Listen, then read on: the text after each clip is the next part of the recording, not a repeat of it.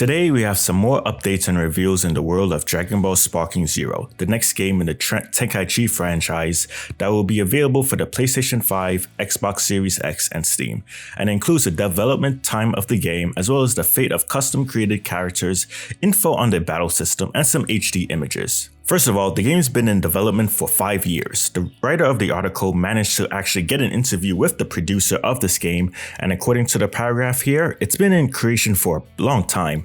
Essentially, I want to say around the year that Fighters came out.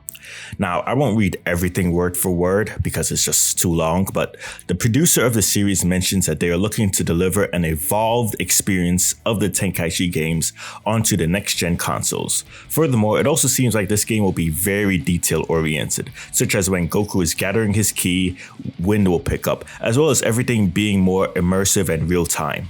This is where things get interesting, as the producer makes note of how this game differs from previous Dragon Ball games. He notes that Fighters was created with esports intentions with 2D fighting, basically a more competitive focus, while Kakarot was more about experiencing the story, essentially focused mostly on the story mode aspect, which is true. However, here he notes that Xenoverse had players go in as an avatar into the world.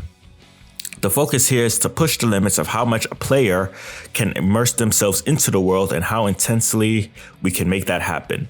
To me, this screams no avatars or custom created characters. They associate Xenoverse with custom created characters, and Sparking doesn't want to do that, which I honestly think is a good thing. Custom created characters are just trash. I hate them. I hate playing as them in the story mode. I hate having to go through the world as them, and I just dislike the overall obsession. Do you know how many times I have some idiot going in my comment section about how, oh, your CAC doesn't look good, or why does he have this hairstyle? And do you know how frustrating it is to be forced to play as them in the story? Get out of here. Don't even say garbage about putting out a mode focused on CACs. Instead, take those resources and just put them into something else. And quite frankly, I won't have to see some rando posting about how his one-shot OP build destroys someone in one hit, or how his CAC destroyed Zeno in one hit and surpassed everyone. Focus on the original characters. And just a bit of a newsflash, a game can stand on its own 2 legs without custom created characters. We've been doing it for years. And as a disclaimer, this isn't a dig at any specific person, but I just hate the whole CAC nonsense, and it's why I don't really like Xenoverse as much compared to other games. You're not going to change my opinion on that, so deal with it. The article also mentions, although the subtitle Zero tends to indicate a game ostensibly serving as a prequel entry in an ongoing game series, that isn't the case with Sparking Zero. Rather, the name is meant to embody the game being an accessible starting point for longtime fans and newcomers alike, so that's why the game is called Sparking Zero. Let's go into the second portion of this video where we have some HD images and more info on the battle system. We have another new website that mentions that introducing a 3D battle action where you can fight while making use of Dragon Ball's unique techniques such as Kamehameha and dance techniques. This is Google Translate, by the way. Utilizing the character's unique abilities and characteristics, you can transform into a Super Saiyan and charge up your ki to the limit. Enjoy the dramatic battles typical of Dragon Ball, including one-shot reversals.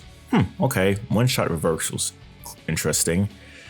And over here it says, by raising his ki, the wind stirs, plants and trees sway, and even the weather changes. So are they saying that there will be like in real time weather changes? Or is that just hyperbole or just hype? I don't know, but it also mentions he can blow away rocks and buildings with his special move.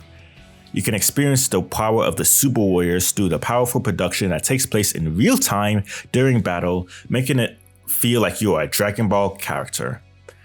And then we see here the traditional battle system of the Sparking series, such as chasing after being blown away and countering by reading the timing, remains the same but has evolved with new actions.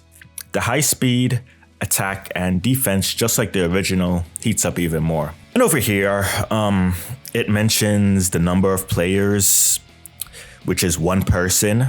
and 1 to 2 people went online. So again, you know, we have a lot of these sources that are pretty much claiming that there's not going to be offline multiplayer.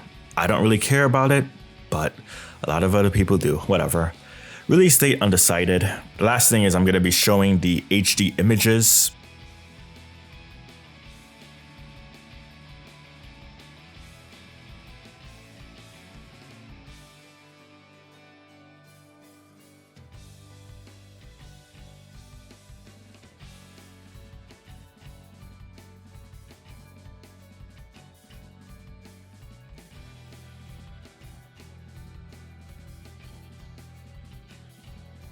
Be sure to give this video a like, subscribe if you do, and I hope you enjoy.